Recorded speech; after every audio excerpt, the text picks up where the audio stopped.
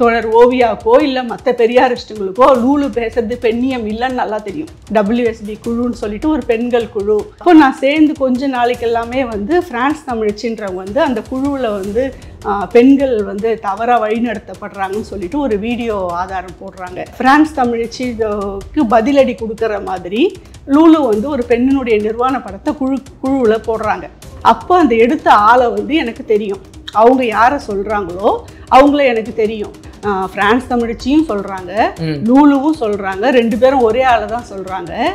ஓவிய தோழர்கிட்ட நான் சொல்கிறேன். அப்போ வந்து அவங்க அதை வந்து பெண்ணினுடைய சம்மதம் இல்லாமலாம் அவர் எடுத்திருப்பாரு. அந்த பெண்ணு நிற்கிறாங்களே அதில்.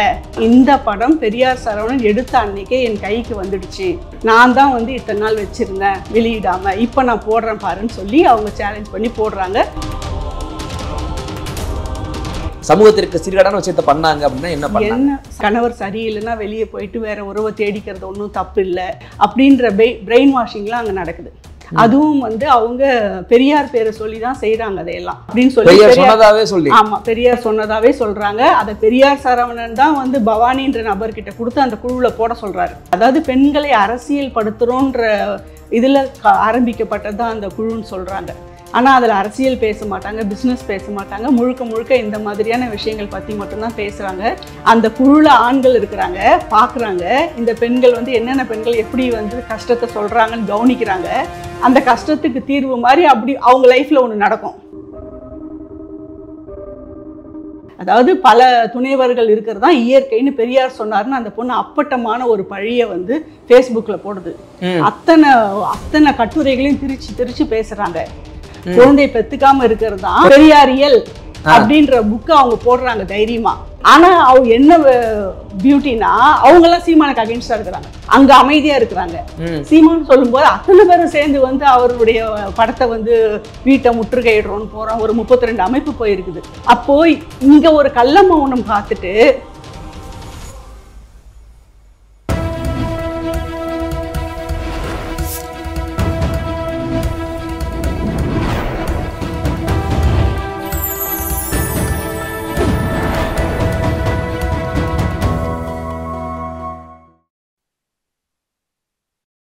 சேனல் 5 தமிழ் நேயர்களுக்கு வணக்கம்.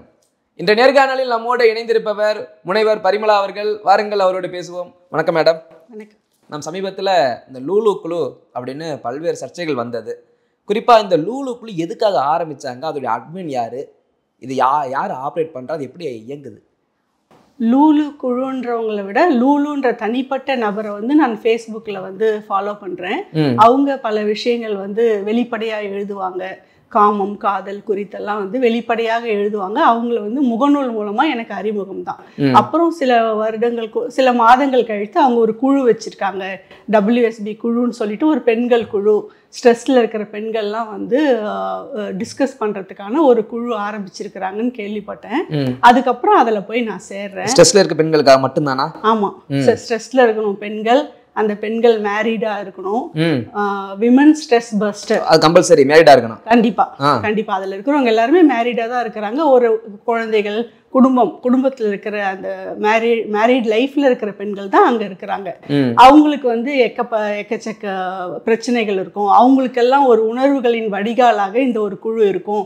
இங்க நீங்க எதை வேணாலும் பேசலாம், அவங்க பல விஷயங்கள் நீங்க வெளிப்படையா பேசலான்ற இதுல வந்து அந்த குழு இயங்கிட்டு இருந்தது.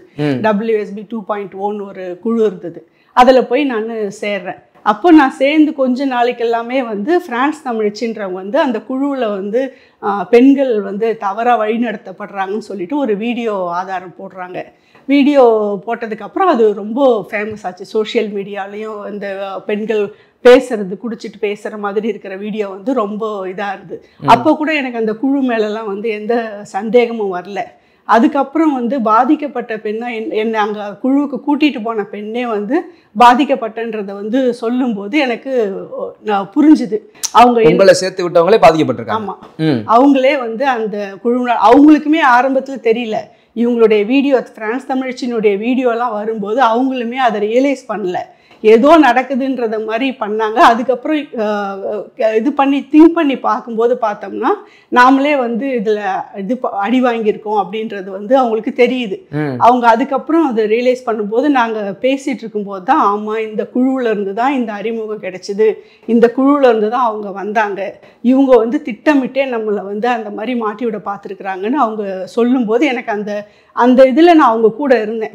அந்த சம்பவம் நடக்கும்போதெல்லாம் வந்து நான் அவங்க கூட இருந்ததுனால எனக்கு நல்லா தெரிஞ்சுது. அது மட்டும் இல்லாமல் ஒரு பெண்ணினுடைய நிர்வாண படத்தை போட்டு பிரான்ஸ் தமிழச்சிக்கு பதிலடி கொடுக்குற மாதிரி லூலு வந்து ஒரு பெண்ணினுடைய நிர்வாண படத்தை குழுவில் போடுறாங்க. அந்த குழுவில் நாங்கள் இருக்கிற அந்த வாட்ஸ்அப் குழுவில் போடுறாங்க. அது வந்து யார் எடுத்தது என்ன ஏதுன்னு எல்லாத்தையும் சொல்கிறாங்க. அப்போ அந்த எடுத்த ஆளை வந்து எனக்கு தெரியும், அவங்க யாரை சொல்கிறாங்களோ அவங்கள எனக்கு தெரியும். அப்போ நான் இருக்கிற குழுவில் வந்து அதை சொல்கிறேன். நாங்கள் 2 பேரும், நானும் அந்த ஆளும் பொதுவாக ஒரு குழுவில் இருக்கிறோம். அந்த குழு தலைவர்கிட்ட வந்து நான் சொல்கிறேன், இந்த மாதிரி இவர் எடுத்ததா இவங்க சொல்கிறாங்க, அது வெளியிட்டது தப்பு தானே, ஒரு பெண்ணினுடைய நிர்வாண படத்தை வெளியிட்டது தப்பு தானே அப்படின்னு சொல்கிறேன். அவங்க வந்து அதை வந்து நீ கடந்து போ, அதை வந்து ஒரு சீரியஸாக எடுத்துக்காத அப்படின்ற மாதிரி சொல்கிறாங்க. எனக்கு வந்து அது ரொம்ப ஷாக்கிங்கான விஷயமா இருந்தது. அதுதான் வந்து தென்னியம் பேசக்கூடிய அந்த நபர். ஆமாம், அவரும் நானும் அவங்க யார் பேரை சொல்கிறாங்களோ, இந்த படத்தை எடுத்து வெளியிட்டது யார் பேருன்னு பிரான்ஸ் தமிழச்சியும் சொல்கிறாங்க, லூலுவும் சொல்கிறாங்க, 2 பேரும் ஒரே ஆளை தான் சொல்கிறாங்க. அந்த ஆளும் நானும் வந்து புதிய குரல்ன்ற குழுவில் வந்து இருந்திருக்கிறோம். அப்போ எனக்கு அந்த நபரையும் தெரியும், அறிமுகமான நபர் தான். அப்போ நம்ம குழுவில் இருந்த ஒரு நபர் வந்து இதை செஞ்சிருக்கிறாருன்னு சொல்கிறாங்க அப்படின்னு சொல்லி நான் வந்து அவங்கக்கிட்ட ஓவியத்தோழர்கிட்ட நான் சொல்கிறேன். அப்போ வந்து அவங்க அதை கடந்து போகணுன்ற மாதிரி அதை ஒரு சீரியஸாக எடுத்துக்காத மாதிரி எனக்கு தோணுச்சு. நிர்வாண படம் வந்தால் என்ன, அதை கடந்து போங்க அப்படின்ற மாதிரி சொல்கிறாங்களா? ஆமாம், இதை சொல்கிறது ஓவியான்றவங்க. அது அப்படி சொல்லலை, இதை இக்னோர் பண்ணிட்டு போங்க அப்படின்ற மாதிரி சொல்கிறாங்க. இது ஒரு பெரிய விஷயம் இல்லைன்ற மாதிரி சொல்கிறாங்க. அவங்க என்ன நினைக்கிறாங்கன்னா, அந்த பெண்ணினுடைய சம்மதம் இல்லாமலாம் அவர் எடுத்திருப்பாரு, அந்த பெண்ணு நிற்கிறாங்களே அதில் அப்படின்ற மாதிரி. அந்த பெண்ணும் சாதாரண பெண் இல்லைல்ல, அவங்க ஏன் அந்த மாதிரி நிற்கிறாங்கன்ற மாதிரியான ஒரு தாட் ப்ராசஸ் இருந்திருக்கலாம் அவங்களுக்கு. அவங்க அதை அப்படி தான் சொல்கிறாங்க, அப்படி தான் பார்த்தாங்க. ஆனால் அப்படியே ஒரு விஷயம் இருந்தால் கூட அதை படமாக எடுத்து வெளியே விடுறது தப்பு தானே. உண்மையிலே நாம் யாரை கேள்வி கேட்கணும்னா அந்த படத்தை வெளியிட்டவரை தான் கேள்வி கேட்கணும். அந்த கேள்வியை விட்டுட்டு அந்த பெண்ணை பற்றி நாம் ஏன் கேள்வி கேட்கணும் அப்படின்ற கேள்வியை மனசுக்குள்ள. படத்தை வெளியிட்டது யாரு? அந்த படத்தை நான் இருந்த குழுவில் போட்டது லூலு. போட்டுட்டு ஒரு சில நாள்லேயே வந்து அவங்க என்ன அந்த இதுலேயே அவங்க என்ன ஒரு வீடியோவில் சொல்கிறாங்கன்னா, இந்த படம் பெரியார் சரவணன் எடுத்த அன்னைக்கே என் கைக்கு வந்துடுச்சு, நான் தான் வந்து இத்தனை நாள் வச்சுருந்தேன் வெளியிடாமல், இப்போ நான் போடுறேன் பாருன்னு சொல்லி அவங்க சேலஞ்ச் பண்ணி போடுறாங்க. பிரான்ஸ் தமிழச்சி வந்து லூலு குரூப்பை பற்றின வீடியோ போட்டதுக்கு அப்புறமா இதை அவங்க போடுறாங்க. அதை அவங்களுக்கு பழிக்கு பழி வாங்குற மாதிரி அவங்க நினைக்கிறாங்க போல இருக்கு. எங்கள் குழுவினுடைய வீடியோவை நீங்கள் போட்டிங்கல்ல, உன்னோட வீடியோ உன்னோட இதை போடுறோம் பாருன்னு சொல்லி இவங்க 2 பேருக்குள்ள ஒரு இது மாதிரி லூலு தான் அந்த குழுவில் போடுறாங்க. போட்டுட்டு இதையும் சொல்கிறாங்க, இது எடுத்த அன்னைக்கே அவன் எனக்கு கொடுத்துட்டான் அப்படின்னு. ஸோ எடுத்தவன் நின்னவங்களும் பெரியார் சரவணன் பேரை சொல்கிறாங்க, குழுவில் போட்டவங்களும் பெரியார் சரவணன் பேரை சொல்கிறாங்க. அதனால அது வந்து அந்த நபர் தான் அதை எடுத்தாருன்னு மட்டும் எனக்கு நல்லா தெரியும். இல்லை, அது லூலுன்ற கேரக்டர் யாரு, அவங்க பேக்ரவுண்ட் என்ன, ஃபர்ஸ்ட் இந்த அளவுக்கு துணிச்சலா ஒரு பெண்ணுடைய படத்தை போட முடியும், அதனால என்ன பிரச்சனை ஃபேஸ் பண்ற அளவுக்கு இருக்காங்கன்னா அவங்க பேக்ரவுண்ட் ஸ்ட்ராங்கா இருக்குல்ல. அந்த அளவுக்கு அரசியல் தெரியுமான்னு தெரியல, இந்த சட்டங்கள் தெரியுமா என்னன்னு கூட எனக்கு தெரியல. ரொம்ப தைரியமா தான் அவங்க போடுறாங்க. அவங்க தமிழ்நாட்டு ஆள் தான், கன்னியாகுமரி பக்கம் இருந்து ஆஸ்திரேலியாவில் போயிட்டு இந்த தலைமுறையில தான் போய் செட்டில் ஆயிருக்கிறாங்க. அவங்க தாத்தா மாதிரியான தலைமுறை கூட இல்லை. இவங்க தான் நல்லா படிச்சுட்டு ஆஸ்திரேலியாவில் போயிருக்கிறாங்க, சிட்டிசன்ஷிப் வாங்கியிருக்கிறாங்க. அங்கேருந்து பல விஷயங்கள் பேசுறது வந்து அவங்களுக்கு சுலபமாக இருக்குது போல இருக்கு. அந்த ஆஸ்திரேலியன் இதுலேருந்து ஒரு லைவில் வர்றதோ பல விஷயங்கள் பேசுகிறதோ அவங்களுக்கு சுலபமாக இருக்குது. இங்கே வந்து அவங்க மிங்கிள் ஆகிற குரூப் கிடையாது. இங்கே அந்த மாதிரிலாம் தைரியமாக பேச மாட்டாங்க, பேசவும் முடியாது. நாம் தான் பார்த்தோம் இல்லையா, நம்ம கவிஞர் தாமரையே சொல்கிறாங்களே ஒரு இதில், ஒரு மயில் போல் இது பண்ணி வரும்போதுன்னு பார்த்தீங்கன்னா அங்கே இருக்கிற பத்திரிக்கையாளர்கள் கேட்குறாங்க, அது உங்கள் பர்சனல் லைஃப்பை பற்றி சொல்கிறீங்களான்னு சொல்லிட்டு ஒரு பெரிய கவிஞரையே வந்து, ஒரு பெண் கவிஞரே வந்து கேள்வி கேட்குற பத்திரிக்கையாளர்கள் இருக்கிற இந்த இடத்துல லூலு நேரில் வந்து பேச முடியாது. அவங்க ஆஸ்திரேலியாவில் இருந்துட்டு லைவ்ல தான் பேச முடியும். லைவ் இந்த மாதிரியான இன்டர்நெட்ல தான் அவங்க எல்லா வேலையும் பண்ண முடியும். இல்லை, அந்த குழுவில் நீங்கள் எத்தனை காலம் அதில் பயணிச்சிங்க? அந்த குழுவில், லூலு குழுவில்? நான் ரொம்ப கம்மி காலம் தான். நான் போய் சேர்ந்து 3 மாசத்துக்கெல்லாம் வந்து இந்த மாதிரியான வீடியோ வந்து சர்ச்சை வெளியாயிடுச்சு. அதனால நான் தப்பிச்சுக்கிட்டேன்னு நான் நினைக்கிறேன். இல்லை, நீங்கள் பார்த்த வரைக்கும் அந்த குழுவில் என்ன மாதிரியான ஒரு நெகட்டிவ் ப்ராசஸ் நடந்திருக்குன்னு நினைக்கிறீங்க? நீ சொல்ற மாதிரி ஏதாச்சும் டிப்ரெஷனில் இருக்கவங்க டைப் பண்ணலாம், எழுதலாம், பேசலாம். அதை தாண்டி சமூகத்திற்கு சீர்கேடான விஷயத்த பண்ணாங்க அப்படின்னா என்ன பண்ணாங்க? என்ன சமூகத்துக்கு சீர்கேட்ட விஷயம்னா அவங்க என்னன்னா, உங்களுக்கு வந்து செக்ஷுவல் லைஃப்ல திருப்தி இல்லை, ஆர்கசம் பற்றி எழுதுங்க, உங்கள் கணவர் உங்களை திருப்தியாக வச்சுக்கிறாரா, உங்களுக்கு வந்து ஒரு வெளியே போயிட்டு உங்கள் கணவர் சரியில்லைன்னா வெளியே போயிட்டு வேற உறவை தேடிக்கிறது ஒன்றும் தப்பு இல்லை. இப்போ டைவர்ஸில் இருக்கிற பிரச்சனைகள்லாம் கோர்ட்டுக்கு போகணும், கேஸுன்னு அலைஞ்சி எத்தனை வருஷம் இது பண்ணுறது. அப்போ நமக்கான ஒரு தேடலை வந்து நம்ம தேடிக்கிறதுக்கு வெளியே போகிறது தப்பு இல்லை அப்படின்ற பிரெயின் வாஷிங்லாம் அங்கே நடக்குது. அதுவும் வந்து அவங்க பெரியார் பேரை சொல்லி தான் செய்கிறாங்க. அதையெல்லாம் பெரியார் இப்படி சொல்லியிருக்கிறாரு அப்படின்னு சொல்லி, ஆமா, பெரியார் சொன்னதாவே சொல்றாங்க. அதை பெரியார் சரவணன் தான் வந்து பவானின்ற நபர்கிட்ட கொடுத்து அந்த குழுவுல போட சொல்றாரு. பெரியார் இப்படி எல்லாம் பேசியிருக்கிறாரு, நீ அந்த குழுவுல போடுன்னு சொல்றாங்க. அவங்க அதை அந்த பெரியார் சொல்றதா சொல்லி தான் இதெல்லாம் செய்யறாங்க. அவங்க இந்த இஎம்ஏன்றது வந்து தப்பு இல்லை, அது நான் வந்து எல்லாரும் கண்டிப்பாக ஆதரிக்கணும், அது விமனுக்கு வந்து ரொம்ப பெனிஃபிஷியலாக இருக்கும் அப்படின்ற மாதிரி சொல்கிறாங்க. ஆனால் அது வந்து தப்புதான்றது வந்து நான் ரியலைஸ் பண்ணேன். ஏன்னா அது வந்து பெண்களுக்கு எந்த வகையிலும் அது ஒரு ரிலீஃபாகவும் இருக்க போகிறதில்ல, ஒரு நிம்மதியும் கொடுக்க போகிறதில்ல. அது நிச்சயம் வந்து அது தப்புன்றது மட்டும் எனக்கு. அது பெரியார் சொன்னதா சொல்லியிருக்காதா சொல்கிறீங்க? அதாவது திருமணமான பெண்கள் தான் அதில் இருக்காங்க அந்த குழுவில். அவங்க வந்து கணவருக்கு தெரியாமல் ஒரு உறவில் ஈடுபடலாம், இப்பெல்லாம் பெரியார் சொல்லி கொடுத்தாரு அப்படின்னு கொள்கையை சொல்ற நம்பியிருக்காங்களா அவங்களும்? ஆமா ஆமா, அப்படி சொன்னாதான் நம்புவாங்க. இவங்களா சொன்னா எப்படி நம்புவாங்க? பெரியாரே சொல்லியிருக்கிறாருன்னு சொல்லி தான் நம்புவாங்க. அதாவது பெண்களை அரசியல் படுத்துறோன்ற இதுல ஆரம்பிக்கப்பட்டதுதான் அந்த குழுன்னு சொல்றாங்க. ஆனா அதுல அரசியல் பேச மாட்டாங்க, பிசினஸ் பேச மாட்டாங்க, முழுக்க முழுக்க இந்த மாதிரியான விஷயங்கள் பத்தி மட்டும்தான் பேசுறாங்க. அந்த பெண்களுக்கே வந்து ஒரு துணிச்சல் வர அளவுக்கு தான் அவங்க பேசுறாங்க. கொஞ்சம் பயந்து இருக்கிற பெண்கள் கூட இதெல்லாம் ஒன்றும் தப்பு இல்லை, இதெல்லாம் ரொம்ப சகஜம்தான் அப்படின்ற மாதிரி என்கரேஜ் பண்ணி தான் அவங்க பேசுறாங்க. அதை இல்லை, நீங்கள் இந்த குழுவில் எப்போ தோணியிருக்காங்க? எனக்கு எல்லாம் திருமணமானவங்க, குழந்தைகள் இருக்கும், குழந்தைகள் கூட நினைக்காவா இந்த அளவுக்கு ஃப்ரீடமா அவங்க பேசுறாங்கன்னு ஒரு எண்ணம் வரலையா? அதாவது நான் நினைச்சேன் அது பேசுறது மட்டும் செய்யறாங்கன்னு. இந்த மாதிரி இதை பேசுறது மட்டும்தான், அது ஒன்றும் தப்பு இல்லை, அது வந்து ஒரு டாபிக் ஆஃப் டிஸ்கஷன்ற அளவில் நிற்குதுன்ற அளவு தான் என்னுடைய புரிதல். ஏன்னா நானே இந்த டிஸ்கஷன்ல இருந்திருக்கிறேன். எப்படிப்பா இதெல்லாம் வந்து ஒரு உறவுல திருமணத்துல இருந்துக்கிட்டே வந்து வெளியே போய் பண்றதை பத்தி என்ன நினைக்கிறீங்கன்னு ஒரு டிஸ்கஷன் நடக்கும்போது அது டிஸ்கஷன் லெவல்ல நிற்குதுன்றது தான் என்னோட ஒப்பீனியனும். ஆனா அதை தாண்டி அந்த டிஸ்கஷன் ஆண்கள் பாக்குறாங்க. அவங்க அந்த பெண்கள், கஷ்டப்படுற பெண்கள் சொல்றாங்க இல்லையா, அவங்கள பின்தொடர்ந்து போய் அவங்கள ஃபாலோ பண்ணி அவங்களோட நட்பாகி இந்த பெண்களே அதையும் என்கரேஜ் பண்றாங்க, அவன் நல்லவன் அப்படின்னு. நீங்க பாத்தீங்கன்னா அந்த பெண்கள் சொல்ற ஆண்களோட தான் இவங்க மாட்டிக்கிறாங்க. இவங்க இதெல்லாம் டிஸ்கஸ் பண்ணிட்டு வெளியே போய் வேற ஒரு ஆணோட மாட்ட மாட்டாங்க. அந்த குழுல ஆண்கள் இருக்கிறாங்க, பாக்குறாங்க இந்த பெண்கள் வந்து என்னென்ன பெண்கள் எப்படி வந்து கஷ்டத்தை சொல்றாங்கன்னு கவனிக்கிறாங்க. அந்த கஷ்டத்துக்கு தீர்வு மாதிரி அப்படி அவங்க லைஃப்ல ஒன்று நடக்கும். அப்போ அந்த ஆணை அவங்க நம்புவாங்க. இவங்க சொல்ற கை காட்டுற ஆண் தான் அந்த ஆண்கிட்ட தான் அவங்க ஏமாறுறாங்க. ஏமாந்ததுக்கு அப்புறம் என்ன பண்றாங்கன்னா பணம் பறிக்கிற விஷயம் நடக்குது. அது நான் என்ன கூட்டிட்டு போன தோழருக்கே அது நடந்தது.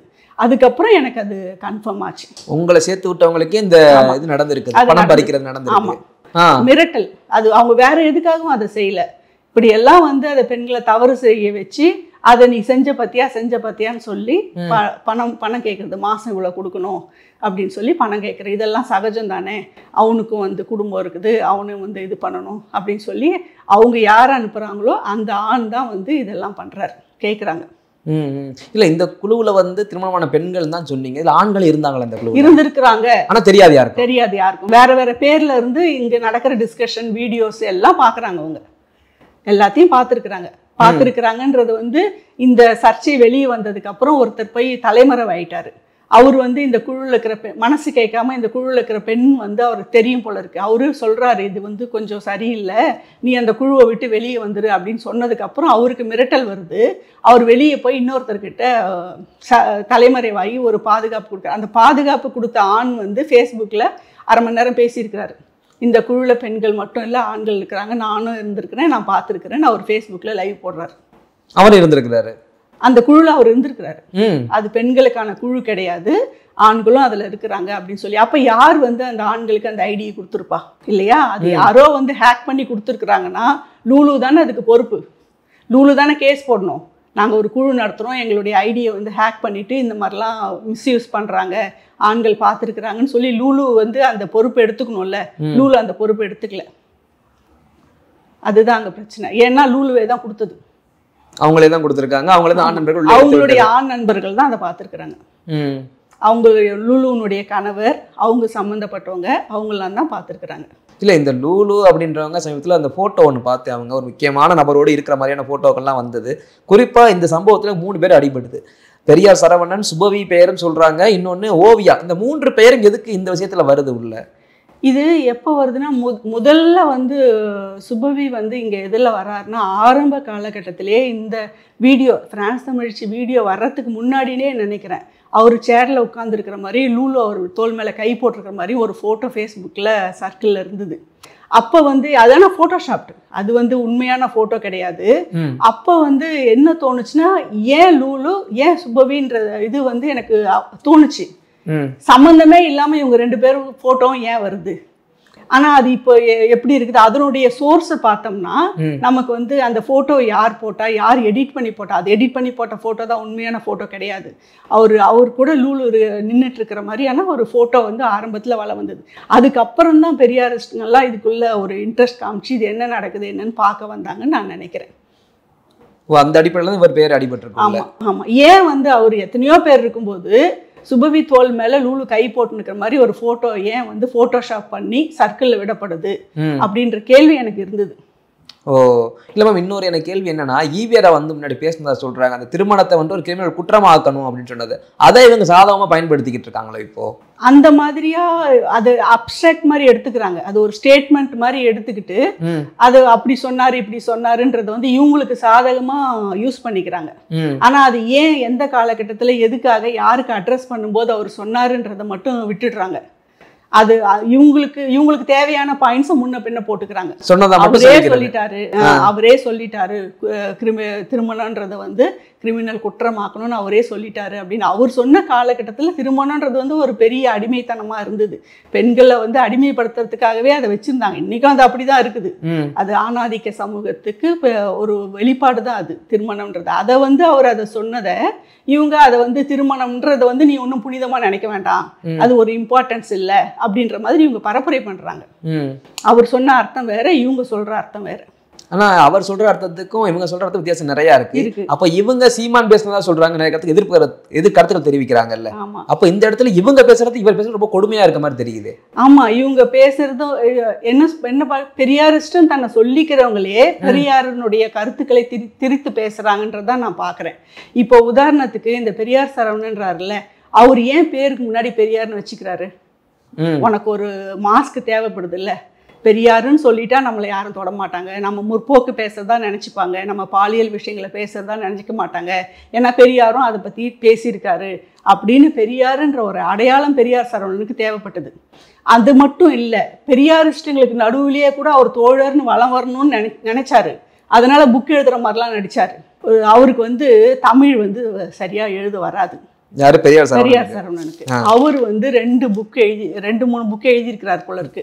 ஒரு புக்குக்கு வந்து ஓவியா வந்து அணிந்துரை எழுதுறாங்க. என்னன்னா வந்து அவங்களுக்கு நல்லா தெரியும் அவன் தமிழ் தப்பு தப்பா எழுதுவாருன்னு சொல்லிட்டு. சுபவிக்கும் நல்லா தெரியும் தமிழ் தப்பு தப்பான்னு. அவருடைய தோழர் புத்தர்ன்ற புக்கை வந்து தோழர் சுபவியினுடைய கருஞ்சட்டை பதிப்பகம் வெளியிடுது. ஒரு கேள்வி கேட்டிருக்கலாம்ல, தம்பி உனக்கு தமிழே வராது, நீ எப்படி புக் எழுதுன, நீ எழுதுனியா இல்லை மண்டபத்தில் யாராவது எழுதி கொடுத்தாங்களான்னு ஒரு கேள்வி கேட்டிருக்கலாம். உண்மையிலே அவருக்கு தமிழ் சரியாக வராது. ஆனால் சீமானை வந்து சுப்பையா ஐயா சொல்லும்போது சொல்கிறாரு, அவருக்கு வல்லினம் இடையினத்துக்கெலாம் வித்தியாசம் தெரில, முருகு இதுக்கெல்லாம் கூட அவருக்கு வித்தியாசம் தெரிலன்னு. இந்த நபருக்கு டன்னகரம் ரன்னகரத்துக்கே வித்தியாசம் தெரியாது. இந்த பெரியார் சரவணனுக்கு இவரு புக் எழுதி நீங்கள் பப்ளிஷ் பண்ணுறீங்க, ஆனால் சீமானுக்கு நீங்கள் தமிழ் பாடம் எடுக்கிறீங்க. இது ரொம்ப முரணாக இருக்குல்ல, தவறாக தானே தெரியுது, தவறு தானே அதெல்லாம். எப்படி வந்து அலோவ் பண்ணீங்க? அவரை பற்றி நல்லா தெரியும்ல, அவர் இவ்வளோ பெரிய புக்கு எழுதியிருக்கிறாரு, நம்ம எப்படி நம்புறது? ஒரு தலைவர் செய்யக்கூடாது இல்லை அதை. கேட்கணும்ல, இது நீங்கள் எழுதின புக்கு தானே, யாராவது எழுதி கொடுத்து கொண்டு வந்தீங்களான்னு கேட்கணும்ல. கேட்காம எப்படி பப்ளிஷ் பண்ணீங்க? கேட்காம எப்படி அணிந்துரை எழுதுனீங்க? அவர் நல்லா தெரியும், புதிய குரல் இருக்கிற அத்தனை பேருக்கும் தெரியும் இவருக்கு தமிழ் சரியாக வராதுன்னு. தப்பு தப்பாக தான் எழுதுவார். இப்போ கூட நீங்கள் முகநூலில் பாருங்கள், சில கட்டுரைகள் யாரோ எழுதி கொடுக்குறாங்க போடுறாரு. இவர் சில நேரத்தில் வந்து 4 வரிகள்லாம் போடும்போது பார்த்தீங்கன்னா 2-3 ஸ்பெல்லிங் மிஸ்டேக் கண்டிப்பாக இருக்கும். கண்ணுன்றதுக்கு வந்து அந்த தன்னகரம் ரன்னகரம்லாம் இருக்குது இல்லை, அதெல்லாம் மாற்றி தான் எழுதுவார் அவர். அப்போது புக்கு எழுதுகிறவங்க வந்து படிக்கணும்ல, 4-5 புக்காவது ரெஃபரன்ஸுக்கு படிக்கணும். அப்போது உன் மைண்டில் இவ்வளோ மொழி தப்பாக பதிஞ்சிருக்குதுன்னா அந்த புக்கிலேருந்து நீ எப்படி படித்து எப்படி சரியாக அர்த்தம் வாங்கிப்ப?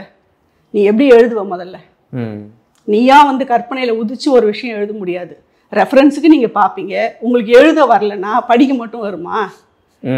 படிக்க வந்தால் தானே சரியான அர்த்தத்தை நீங்கள் புரிஞ்சுப்பீங்க. கண்ணுன்றதுக்கு வந்து 2 சுழினா தான் நீங்கள் போடுறீங்கன்னா 3 சுழினா போடுறது, நீங்கள் அதை உங்களுடைய மைண்டில் நீங்கள் எப்படி அதை அர்த்தம் பண்ணிப்பீங்க? எழுத தெரியாதவங்க படிக்க மட்டும் தெரிஞ்சு எப்படி புக்கு எழுதுவாங்க? அவ்வளோ பெரிய புக்கை நம்ம எப்படி வெளியிடலாம்? அதை இந்த கேள்வியெல்லாம் இருக்குல்ல. இல்லை மேம், இந்த பிரச்சனையில் எனக்கு என்ன கேள்வினா, நீங்கள் சொன்ன 1-2 பேரை தவிர்த்து மற்ற பெரியாரிஸ்டுகள் ஆதரவு எதுவும் வந்தாங்களா?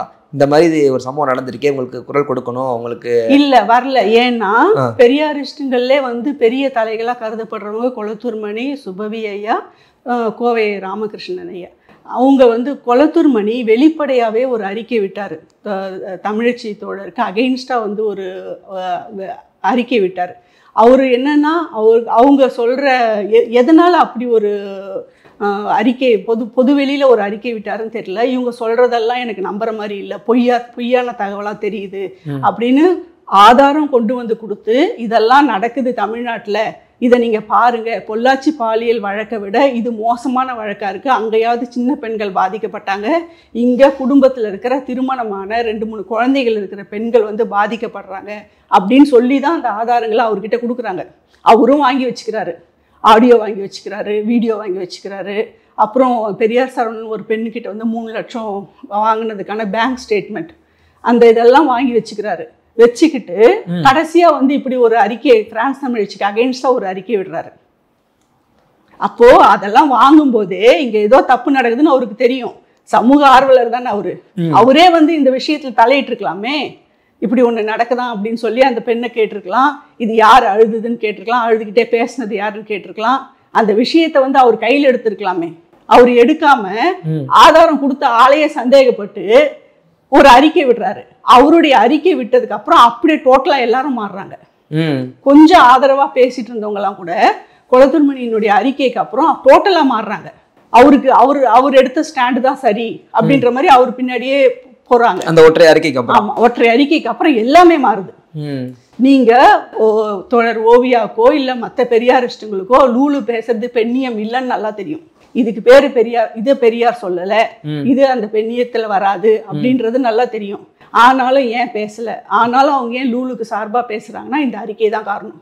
ஒரு பெரியாரிஸ்ட், ஒரு ஆண் பெரியாரிஸ்ட் ஒரு ஸ்டாண்ட் எடுத்துட்டாரு, அதை நம்ம ஃபாலோ பண்ணிடுவோம்ப்பா, அவ்வளவுதான். இல்ல இத்தனை கருத்துக்கள் சொல்றீங்க, எனக்கு நீங்க இத்தனை கருத்துக்கள் குழு அமைச்சு இதுக்குன்னு ஒரு குழு அமைச்சு இப்படி பேசியிருக்காங்கன்னு சொல்லும் போது என்ன தோணுதுன்னா, சீமான் சமீபத்தில் பேசினாரு. அதாவது பெரியார் சொன்னதா சொல்லி உனக்கு காம இச்சை வந்தால் தாய் மகள் சொல்லி சொன்னாரு.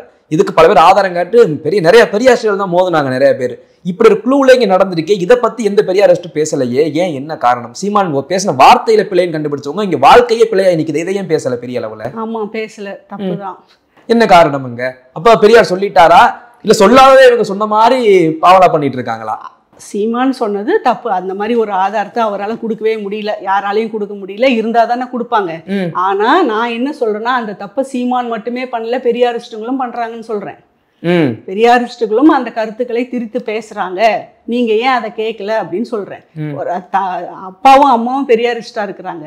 அந்த பொண்ணு வந்து லண்டன்ல போய் படிச்சிருக்கா என்னன்னு தெரியல. அவங்க ரொம்ப மோசமா எழுதுறாங்க பெரியாரை பத்தி. பெரியார் வந்து பாலியமரஸ் லைஃப்பை வந்து சப்போர்ட் பண்ணாரு, அதை தான் வந்து அவர் இயற்கைன்னு சொன்னாரு, அதாவது பல துணைவர்கள் இருக்கிறது தான் இயற்கைன்னு பெரியார் சொன்னாருன்னு அந்த பொண்ணு அப்பட்டமான ஒரு பழியை வந்து ஃபேஸ்புக்கில் போடுது. அத்தனை கட்டுரைகளையும் திரிச்சு பேசுகிறாங்க. அது ஒரு காட்டாறு குழுன்றவங்க வந்து ஒரு லெவலுக்கு மேலே போய் குழந்தை பெற்றுக்காதுன்னா புக்கு போடுறாங்க அப்படின்னு பெரியார் சொன்னதா. குழந்தை பெற்றுக்காம இருக்கிறது தான் பெரியாரியல் அப்படின்ற புக்கு அவங்க போடுறாங்க தைரியமா. ஆண்மை அழியட்டும் பேசினா அந்த குழந்தை குழந்தை பெறுவதை ஒழிக்கணும் அப்படின்னு சொல்லி ஒரு புக்கு போடுறாங்க. அவங்க போடுற புக் எல்லாமே அப்படிதான் இருக்குது. அப்ப ஆனா என்ன பியூட்டினா அவங்கெல்லாம் சீமானுக்கு அகைன்ஸ்டா இருக்கிறாங்க. அவங்க மேல அவ்வளவு விமர்சனம் இருக்குது. அவங்களே நீங்க திருச்சி பேசுறீங்க, பெரியார் இப்படி எல்லாம் பேசல அப்படின்னு சொல்ல வேண்டிய இவங்கள சொல்லியிருக்கணும். காட்டாறு குழு யார் நடத்துகிறாங்களோ அசுரனை வந்து இவங்க மற்ற பெரியாரிஸ்டுங்க வந்து கேள்வி கேட்டிருக்கணும்ல, தப்பாக இன்டர்பிரேட் பண்ணாத, பேசாத, இப்படிலாம் சொல்லலை அவர் சொன்னதுக்கு அர்த்தம் இதுன்னு அவரை வந்து கேள்வி கேட்டிருக்கணும்.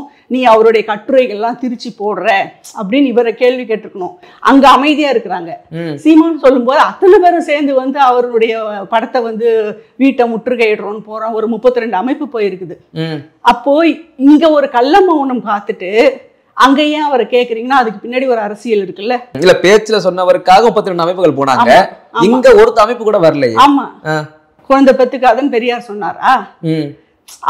அவர் சொல்றத வந்து திருச்சி அந்த மாதிரி சில வார்த்தைகள் சில சென்டென்ஸை எடுத்து போட்டு ஒரு புக்கே போடுறாங்க. அதை ஒரு பரப்புரையா பண்றாங்க. இஸ்லாத்துக்கு மாற சொன்னார் பெரியார்னு சொல்றாங்க. அப்படின்லாம் புக்கு மதமாற்றம் தான் ஒரு வழி அப்படின்னு சொல்றாரு.